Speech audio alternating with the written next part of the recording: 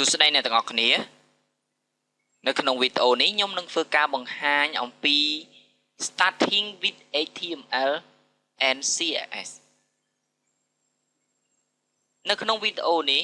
មានសារៈសំខាន់ណាស់សម្រាប់អ្នកដែលមានគោលបំណងឬក៏អ្នកដែលមានកំពុងតែធ្វើការសិក្សាទៅលើមុខវិជ្ជា web development ចំពោះមុខវិជ្ជា HTML CSS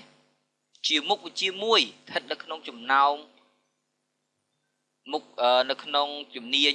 web development ដែលគេប្រើប្រាស់ជាមូលដ្ឋាននៅក្នុងការបង្កើតឬក៏ធ្វើការ develop នៅ website ឬក៏ធ្វើការ web application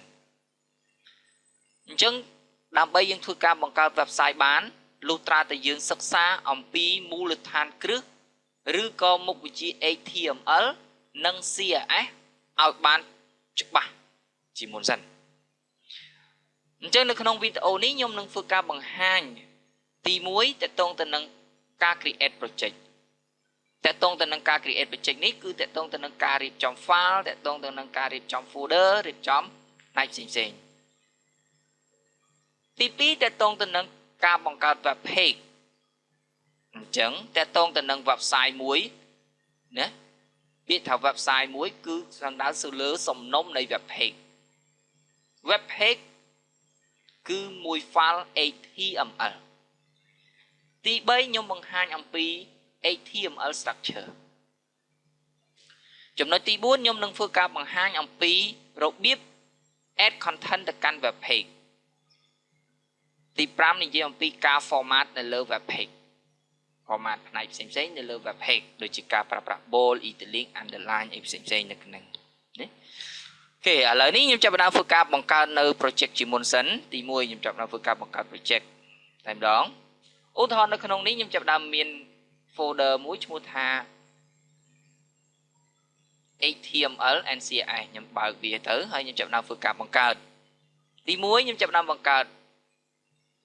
file មួយគឺ img ណាឬក៏ file យើងដាក់ថា image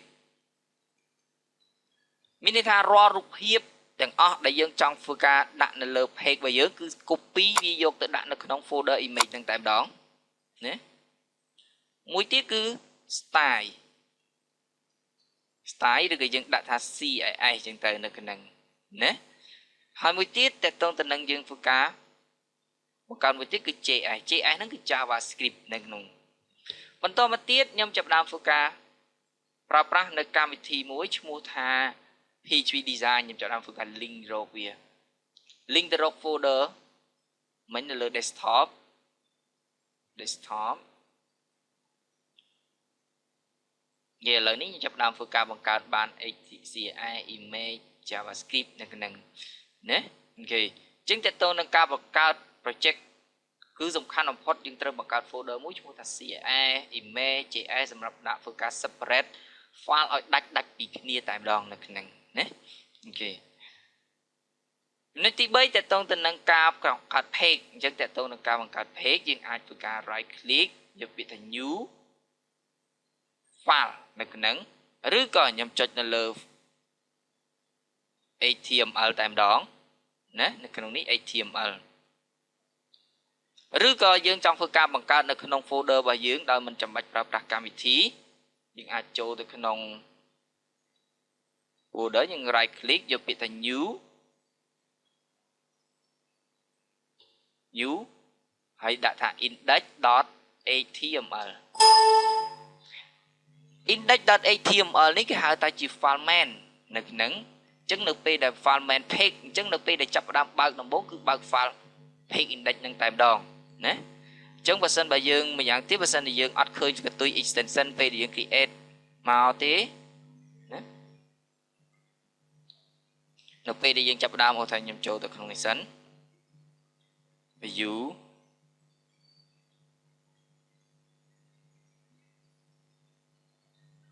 គេខ្ញុំលុបវិញ delete ហើយខ្ញុំចាប់ផ្ដើមធ្វើការ right click យកពាក្យថា new ខ្ញុំដាក់ថា index.html តែវានៅតែចេញ icon ពាក្យថា text document ដដែលអញ្ចឹងមានន័យថា ការពិតវាធ្វើការ hide នៅ extension ពីក្រោយរបស់វាណាអញ្ចឹងយើងចាប់តាមចូលទៅ view សិនចូល folder option ណាដោះ tick ដល់វា hide extension ហើយចុច apply នៅពេលហ្នឹងវាចាប់ដើមគេចេញកន្ទុយ extension មកណាអញ្ចឹងបើសិនបើវាចេញជា text document មានន័យថាមិនទាន់ជា page web page របស់យើងទេអញ្ចឹងនៅពេលដែលយើងចាប់បដូរនៅពេលវាដាក់ Firefox HTML document នេះគឺមានន័យថាអានឹងគឺជា web page មួយនៅដែលយើងធ្វើការបង្កើតដែលជា web page របស់យើងហ្នឹងគឺមានឈ្មោះថា index.html នៅក្នុងណាអញ្ចឹងវាយើងចង់ធ្វើការបង្កើតបន្តទៀតតកតងទៅនឹងមួយទៀតតកតងទៅនឹង file ឈ្មោះអីឧទាហរណ៍ខ្ញុំចាប់ដើមដាក់ថាexample 01.html អូខេដាក់ចឹងមកហើយយើងចាប់ដើមធ្វើការបើកវាជាធម្មតានៅក្នុងណាអូខេឥឡូវនេះខ្ញុំចាប់ដើមបាន file 2ហើយទី1 index.html ទី2គឺ example 01.html ហ្នឹងគឺហៅថាជា web page នៅក្នុងណាអញ្ចឹង web page នៅក្នុង website មួយវាអាចមានច្រើន web page ដែលនៅក្នុង website មួយវាមិនមែនចាំបាច់ត្រូវតែមាន web page តែ file HTML ទេវាត្រូវមាន JavaScript ត្រូវមាន image ត្រូវមាន file CSS ផ្សេងៗជាច្រើននៅក្នុងទៅបង្កើតបានជា website មួយណាអូខេមួយទៀតខ្ញុំបង្ហាញអំពី structure HTML structure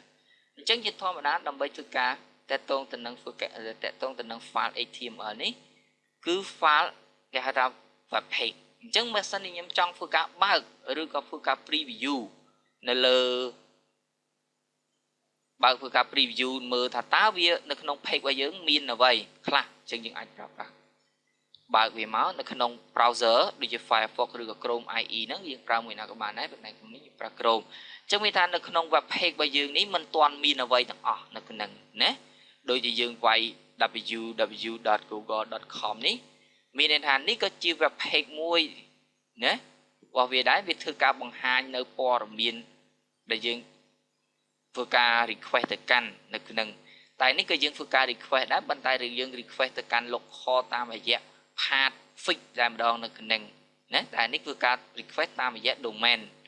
នេះគេហៅថា domain នៅក្នុងណាគេ request ហើយនៅក្នុង page នេះគេហៅថាជា page index ហើយជា page នៅមុខគេបំផុតហើយអញ្ចឹងនៅក្នុងណាអូខេអញ្ចឹងឥឡូវនេះខ្ញុំចាប់ដើមធ្វើការនៅក្នុងនេះវាមានចាប់ដើមមកអត់ទាន់មានអីទេអញ្ចឹងទី1ដើម្បីធ្វើការនៅក្នុងនេះជាធម្មតាបើសិនបើយើងចង់ធ្វើការ edit ឬក៏ចង់ធ្វើការបញ្ចូលព័ត៌មាននៅលើ page របស់យើងឧទាហរណ៍ខ្ញុំចង់ធ្វើការបញ្ចូលអក្សរឬក៏បញ្ចូលរូបភាពឬក៏បញ្ចូលអីផ្នែកផ្សេងៗនេះខ្ញុំចូលទៅក្នុង page របស់ខ្ញុំនេះខ្ញុំ right click ខ្ញុំយកពាក្យថា open with នៅក្នុងនេះខ្ញុំអាច open ជាមួយនឹងកម្មវិធីផ្សេងៗនៅក្នុងអាចជាពិសេសគឺតកតងទៅនឹង page dream ឬផ្សេងៗនៅក្នុងណាអញ្ចឹងនៅក្នុងនេះខ្ញុំចាប់ផ្ដើមធ្វើការ edit open with ជាមួយនឹងកម្មវិធីនេះគឺកម្មវិធី index.html ណាអូខេអញ្ចឹងយើង right click យកវាមកហើយ open with default ហើយយើងជ្រើសរើសរកកម្មវិធីមកណាគេអាចប្រើប្រាស់កម្មវិធី design អីផ្សេងៗនៅក្នុងនេះណាអូខេប៉ុន្តែនៅក្នុងនេះខ្ញុំបានធ្វើការ map project រួចហើយតែយើងធ្វើការបង្កើត project មិញហ្នឹងគឺមានន័យថាយើងធ្វើការនៅក្នុងណានៅក្នុង file នេះតែម្ដងមានថាបើសិនជាយើងចង់ create ឬក៏ចង់ធ្វើការលុប file នៅក្នុង folder នេះមានន័យថាយើងអាចលុបតាមរយៈនៅខាងកម្មវិធីនេះគឺការលុបក៏បានដែរនៅក្នុងណាអូខេអញ្ចឹងតកតងទៅនឹងការបង្កើត HTML យើងចុចមកតកតង HTML នេះគឺជា structure របស់ HTML អញ្ចឹងតកតងនឹង structure នេះមានន័យថាយើងអត់ចាំបាច់ធ្វើការកែប្រែឬក៏យើងអត់ចាំបាច់ធ្វើការសរសេរបន្ថែមអ្វីទៀតទេនៅក្នុងយើងអាចយកវាមកប្រើប្រាស់តែម្ដងអញ្ចឹងនៅក្នុងនេះយើងអាច copy វាមកដូច example ឧទាហរណ៍នេះវាអត់ទាន់មានខ្ញុំចាប់ដើមផាសចូលនៅក្នុងហើយផ្នែកណាមិនប្រើគឺយើងបិទចោលទៅអ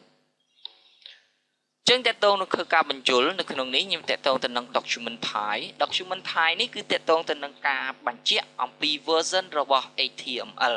អញ្ចឹងអ្នកនេះគឺតកតងទៅនឹង version HTML5 ហើយនៅក្នុង document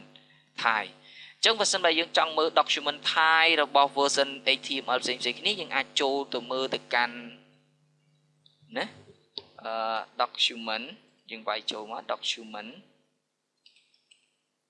hi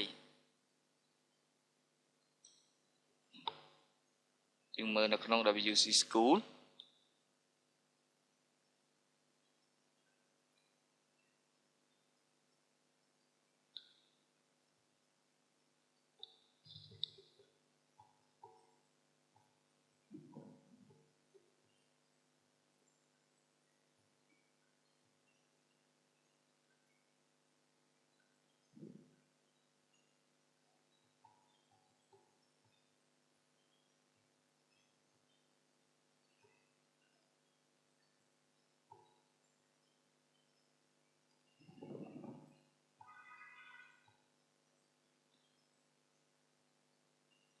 search តែម្ដង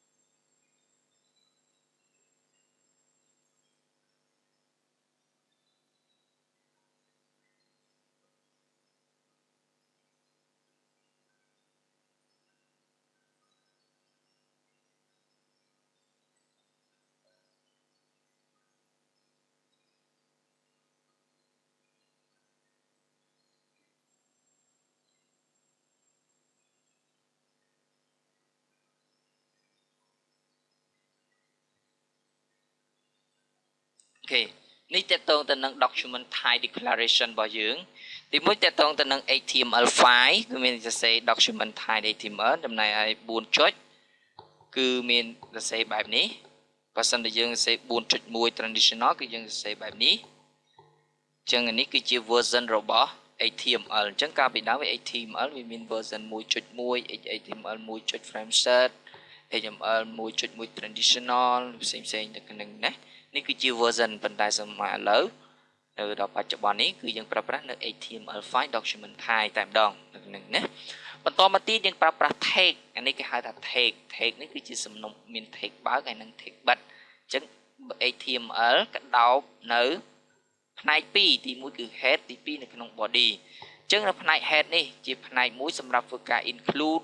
ទៅលើ page ផ្សេងៗមកបញ្ចូលដូចជា CSS ឬក៏ JavaScript ឬក៏យើងអាចធ្វើការសរសេរ style ឬក៏កែប្រែនៅលើ header ផ្សេងៗចំណែក body នេះគឺជាផ្ទាំងឬក៏ផ្ទៃឬក៏ផ្ទៃ page នៅក្នុងរបស់យើងនេះនៅក្នុងផ្ទាំងសនេះគឺតកតងទៅនឹង body ប្រសិនបើយើងចង់ធ្វើការបញ្ចូលព័ត៌មានអីផ្សេងៗនៅក្នុងឧទាហរណ៍នៅក្នុងនេះខ្ញុំចង់បញ្ចូលអក្សរមួយតកតងទៅនឹង hello world អញ្ចឹងខ្ញុំចាប់ដល់ធ្វើការ preview នៅលើ page របស់យើងនឹងឃើញពាក្យថា hello world បន្តមកទៀតយើងអាចធ្វើការកែប្រែលើផ្នែកផ្សេងៗចំណែកមួយទៀតគឺ title គឺកន្លែងនេះគឺជា title ខាងលើនេះគឺជាផ្នែកមួយទៅ title អញ្ចឹងខ្ញុំដាក់ថានៅក្នុងនេះចាប់ដើមដូរ title how to add content to web page ណាខ្ញុំចាប់ដើមធ្វើការ refresh អញ្ចឹងមានថាខ្ញុំចាប់ដើមបដូរ title នៅលើ tab bar របស់ browser តែម្ដងនៅក្នុងនេះអូខេអញ្ចឹងមានន័យថារាល់ព័ត៌មានឬក៏រាល់ page រាល់ content ទាំងអស់គឺយើងត្រូវ copy ផាសចូលទៅក្នុង body ទាំងអស់ឧទាហរណ៍នៅក្នុងនេះខ្ញុំចង់ធ្វើការបញ្ចូលទៅលើ paragraph មួយឬក៏បញ្ចូលទៅក្នុងនេះគឺខ្ញុំចូលអត្ថបទមួយទៅក្នុងខ្ញុំចាប់ដើមធ្វើការ copy ខ្ញុំចង់ធ្វើការព័ត៌មានចំណែកនេះខ្ញុំពាក្យថាផាសណានេះគឺជាអត្ថបទមួយដែលខ្ញុំចង់ធ្វើការបន្ថែមដាក់ចូលហើយបន្តមកទៀតខ្ញុំចាប់ដើមធ្វើការដាក់ចូលទៅនឹងចំណុចមួយទៀតខ្ញុំចង់ផាសខ្ញុំ enter ណាបន្តមកទៀតខ្ញុំចាប់ដើមធ្វើការបញ្ចូលទៅក្នុងនេះយ៉ា ចឹងចូលអត្ថបទឧទាហរណ៍នៅក្នុងនេះខ្ញុំមាន3អត្ថបទតែម្ដងជាធម្មតានៅពេលដែលយើងវាយនៅក្នុង source code edit នេះមានន័យថាពេលហ្នឹងខ្ញុំចាប់เอา copy paste ចូលចាប់តែវាអត់មាន load ចុះបន្ទាត់ចុះអីទៅតាមអ្វីដែលយើងចង់បាននោះទេនៅក្នុងណាអញ្ចឹងជាធម្មតាយើងចាប់ដើមចូលមួយទៀតតកតងទៅនឹងក្រោយពីយើងធ្វើការ copy paste ចូលទៅក្នុង body ហើយយើងចាប់ដើមធ្វើការ format អញ្ចឹងតកតងទៅនឹងការ format web page ដូចទី1ខ្ញុំតកតងទៅនឹងការប្រើប្រាស់ line break ឧទាហរណ៍នៅក្នុងនេះវាអត់ធ្វើការចុះបន្ទាត់ទេប៉ុន្តែខ្ញុំចង់ឲ្យវាធ្វើការចុះបន្ទាត់អូខេនៅក្នុងនេះខ្ញុំចាប់តាមថាខ្ញុំធ្វើការ copy អត្ថបទច្រើននៅក្នុងអូខេនៅក្នុងនេះខ្ញុំចាប់តាមអត្ថបទច្រើននៅក្នុងនេះសិតដែរជាអត្ថបទប៉ុន្តែខ្ញុំចង់ថានេះនៅផ្នែកខាងនេះត្រឹម web page នេះមានថាឲ្យវាចុះបន្ទាត់មួយអានឹងគឺជា title អញ្ចឹងខ្ញុំចាប់ដើមរឿងខ្ញុំចាប់ប្រើប្រាស់ tag មួយគឺ BR នេះមានថា break line សម្រាប់ធ្វើការចុះបន្ទាត់តែម្ដងនៅក្នុងនេះគឺចាប់ដើមចុះបន្ទាត់មកដល់កន្លែងមុខសញ្ញាសួរនេះខ្ញុំចង់ចុះបន្ទាត់មួយទៀតអញ្ចឹងខ្ញុំចាប់ដើមរកគឺខ្ញុំកន្លែងនេះខ្ញុំចាប់ដាក់ចុះបន្ទាត់នៅក្នុងអញ្ចឹងវាចាប់ដើមចុះបន្ទាត់តាមយើងនៅក្នុងណាអញ្ចឹងតកតងទៅនឹងផ្នែកអស់នេះផ្សេងយើងអាចធ្វើការបង្រីកឬក៏បង្រួមនៅក្នុង content website របស់យើងនៅក្នុងណានេះតកតងទៅនេះគេហៅថា content នៅក្នុងណាបើសិនបើវាច្រើនវានឹងតែម្ដងអញ្ចឹងជាធម្មតាមួយផ្លែកមួយ block នេះណាមួយ block នេះមានន័យថាមួយ paragraph ដើម្បីធ្វើការដាក់ paragraph បានលុះត្រាតែយើងបង្កើតបើ tag មួយគឺ tag p ហើយយើងចាប់ដើមធ្វើការបិទអត់ថាឥឡូវមួយ paragraph យើងចង់ផ្ដាច់ត្រឹមណាឧទាហរណ៍ខ្ញុំចាប់ដើមដាច់ត្រឹមនេះតែនេះគឺមួយ paragraph ណាហើយខ្ញុំចាប់ដើមមើលនៅក្នុងមួយ paragraph នេះមួយ paragraph មានន័យថាវាខណ្ឌចុះផ្ដាច់ពីគ្នាដោយមួយ enter ចំណែកឯមួយទៀតគឺ paragraph ទៀតអញ្ចឹងនៅក្នុងនេះខ្ញុំចាប់ដើមកាត់វាមួយ paragraph តទៅទៀតណាអញ្ចឹងមានថានៅក្នុង page របស់យើងនេះនៅក្នុង page index.html នេះមាន2 paragraph នៅក្នុងណាដែលនៅក្នុងនេះយើងអាចធ្វើការ format ផ្នែកផ្សេងដូចជានៅក្នុងនេះឧទាហរណ៍នៅក្នុងនេះដូចជាប្រើប្រាស់ font តទៅនឹង font name font size ទំហំ bold italic underline super ណា highlight តទៅ justify ផ្សេងអញ្ចឹងតទៅនឹង paragraph ទី1ខ្ញុំតទៅទៅនឹងការប្រើប្រាស់នៅការតម្រឹមនៅអត្ថបទឧទាហរណ៍តទៅទៅនឹង left right center និង justify អញ្ចឹងតទៅទៅនឹង left right center justify ជាងដើម្បីគឺបានយើងប្រើប្រាស់ keyword មួយគឺ align យើងស្មើឧទាហរណ៍ខ្ញុំប្រើ center ណាឲ្យវានៅកណ្ដាលណានៅកណ្ដាលតែបើសិនបើយើងឲ្យវាស្មើចុងស្មើដើមយើងប្រើ justify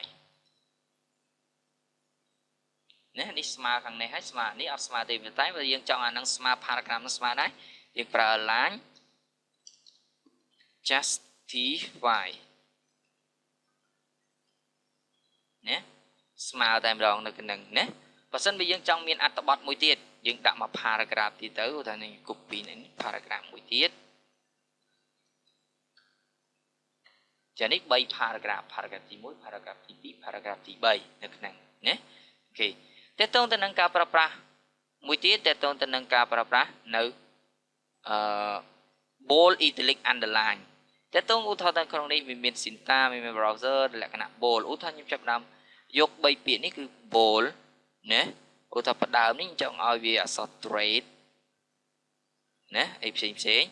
ឬក៏ខ្ញុំចង់ធ្វើការ underline នៅក្នុងផ្នែកណាមួយនៅក្នុងអត្ថបទរបស់យើងខ្ញុំចង់ធ្វើការ format បន្ថែមអញ្ចឹងដើម្បីធ្វើការ format bold ហ្នឹងគេប្រើ tag មួយគឺ tag b ឧទាហរណ៍នៅក្នុង paragraph របស់យើងផ្នែកណាមួយដែលយើងចង់ឲ្យវាជាប់ bold អញ្ចឹងខ្ញុំចាប់ដើមប្រើ tag b បន្តមកទៀតខ្ញុំចាប់ដើមធ្វើការរកកន្លែងបិទឧទាហរណ៍ខ្ញុំចង់ឲ្យវាធ្វើការ every page ជាប់ bold អញ្ចឹងខ្ញុំចាប់ដើមបិទវាអញ្ចឹងមានន័យថានៅចន្លោះ tag b នេះមានន័យថាជាប់ bold តែម្ដងនៅក្នុងណានេះ bold italic ទៅក្នុងណាអូខេឧទាហរណ៍នៅក្នុងនេះខ្ញុំចង់ធ្វើការ underline ខ្ញុំចាប់តាមធ្វើការ I underline ណាអញ្ចឹងនៅក្នុងអត្ថបទនេះនៅផ្នែកខាងមុខនេះគឺតកតងទៅនឹង underline នេះគឺតកតងនឹង underline ណាយើងចាប់តាមធ្វើជាប់នៅក្នុង underline តែម្ដង នៅក្នុងប្លន់នេះខ្ញុំចាប់ដាក់មួយទៀតគឺសំទោសគឺតកតងទៅនឹង italic តកតងទៅនឹងនេះគឺតកតងទៅនឹង using italic អូខេនឹងតកតងទៅ italic ចំណែកមួយទៀតខ្ញុំដាក់ថា underline នេះហ្នឹងណានេះតកតងទៅនឹង underline តែម្ដងនៅក្នុងណាជាមួយទៀតតកតងទៅនឹង strike នេះគេហៅថា strike គឺ throughout super ណា super ខាងក្រោម super ខាងក្រោមឧទាហរណ៍ទៅខ្ញុំចាប់ដើមចង់សរសេរ PO ណាខ្ញុំចង់ឲ្យ2ចុះក្រោមខ្ញុំsẽដាក់2នេះឲ្យវាចុះក្រោមឬក៏ធ្វើការ x ការ៉េខ្ញុំចង់បានធ្វើការ x ការ៉េខ្ញុំចង់រុញលើនៅក្នុងណាឬក៏មួយ st ខ្ញុំចង់ឲ្យ st ទៅលើនេះខ្ញុំចង់ធ្វើការបញ្ចូលអត្ថបទដែលមានអក្សរបែបហ្នឹងគឺខ្ញុំចាប់ដើម HPO ឧទាហរណ៍នេះខ្ញុំសេនៅក្នុងផ្នែកខាងលើនៃខ្ញុំដាក់ថា HPO ខ្ញុំសេអញ្ចឹងជាធម្មតាខ្ញុំសេអញ្ចឹងវាចេញ HPO តែម្ដងនេះ HPO ប៉ុន្តែខ្ញុំចង់ឲ្យវា2ធ្វើការចុះទៅក្រោយខ្ញុំប្រើ tick 2ហ្នឹងមានតែតកតងនឹង sub ណា sub លេខ2មកនៅក្នុងមានថាទម្លាក់លេខ2ចុះក្រោមហើយតមកអក្សរធម្មតាណា52នៅក្នុងនេះអូខេមួយទៀតតទៅទៅនឹងការប្រើប្រាស់x ការ៉េអញ្ចឹងជាធម្មតាខ្ញុំចាប់ផ្ដើមធ្វើការ preview x ការ៉េ x 2នេះស្មើគ្នាអញ្ចឹងខ្ញុំចង់ឲ្យវាទៅលើគេប្រើប្រាស់ keyword មួយគឺ sub នេះគេដាក់តាមបោះ2ចូលនៅក្នុងនេះគឺជា x ការ៉េអញ្ចឹងតទៅទៅនឹងការប្រើប្រាស់នៅsuper និង super ណាមួយទៀតទៅនឹង strike គូសគឺថា strike អូខេ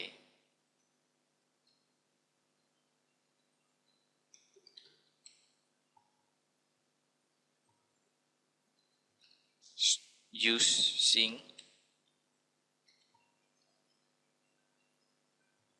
នេះគឺ strike គឺការគូស mistake ទៅលើពាក្យណាមួយនៅក្នុងណា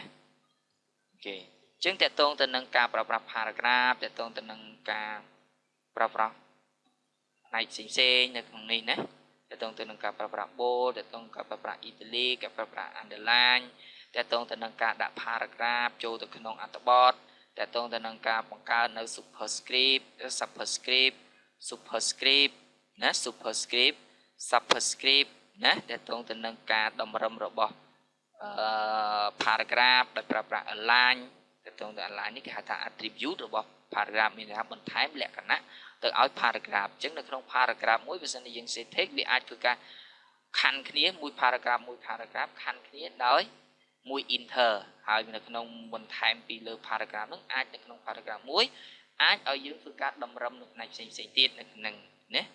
គេអញ្ចឹងតកតងទៅនឹងការបង្កើត project តកតងទៅនឹងការបង្កើត web page តកតងទៅនឹង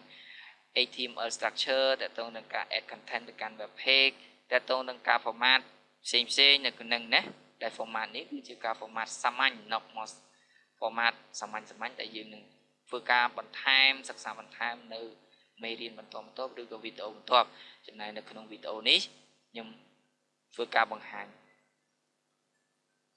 តែការបង្កើត project តទៅនឹងការបង្កើត web